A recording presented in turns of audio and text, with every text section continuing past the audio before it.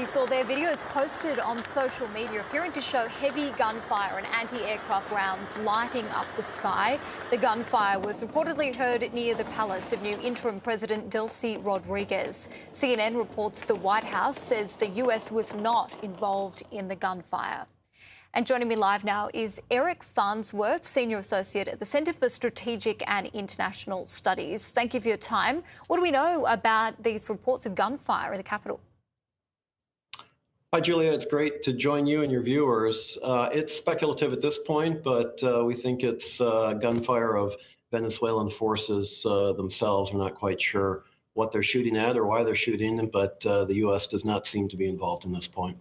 We'll keep across that breaking news just coming through a short time ago. But we have seen in the day gone by US President Donald Trump threaten the interim leader, Delcy Rodriguez, to cooperate or risk further strikes. How confident are you that she will be following the president's lead?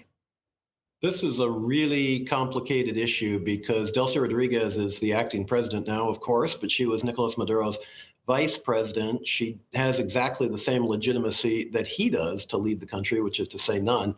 And she's widely reviled within Venezuela among Venezuelans who voted for the opposition clearly in July of 2024.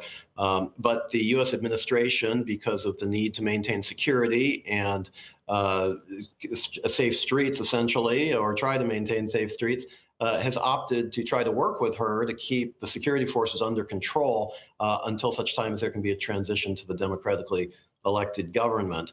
The challenge, though, is, I mean, you're really riding on the back of a tiger. Can you trust her to deliver what apparently she's promised that she will to the United States?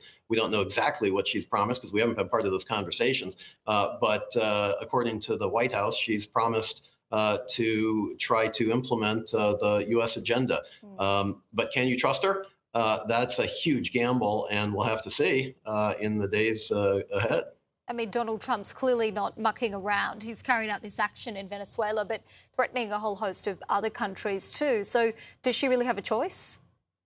Well, you could say she doesn't have a choice if she wants to survive. And I think that's what the implicit threat was, that President Trump said, you know, if she doesn't acquiesce to the U.S. agenda, then her fate could be actually worse than Nicolas Maduro's. And Maduro is in jail right now. And what's a fate worse than that? I mean, you can judge for yourself. But the point is that, yeah, she's certainly being coerced by the United States. But she does have a choice. I mean, the Venezuelan military remains under the control of the elements of the Maduro regime, the security forces, the intelligence services. So if she wants to resist, I suppose she could. I don't know how long she would last if she chose to do so, however. And of course, we've seen Maduro and his wife face court, facing serious charges, including narco-terrorism. What did you make of that court appearance? Well, I think it was pretty straightforward. He pleaded innocent, of course, as we would anticipate. He claimed to be the legitimate president of Venezuela, which I would argue he's not and hasn't been for some time.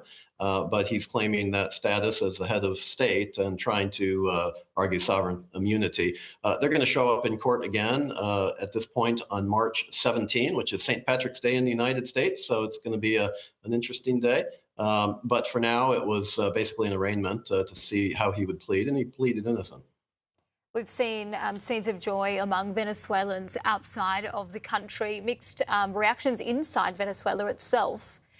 What has Venezuela been like over the past few years in terms of the poverty and everything being faced there? It's been terrible. For 26 years of Chavismo, since Hugo Chavez was first elected at the end of last century, it's an economy that's been full-scale collapse. The energy sector has been destroyed. It's been gross corruption that's really dominated the economy. Violence has spiked. Inflation has been at hyperinflationary levels. And I think the most important indicator for all the viewers to really focus on is the fact that fully 1/4 of the entire Venezuelan population has left. Out of 33 million citizens, Venezuela has lost approximately 8 million citizens who are now outside the country. And that migration flow started long ago under the Chavista government because of the collapsing society and the collapsing economy.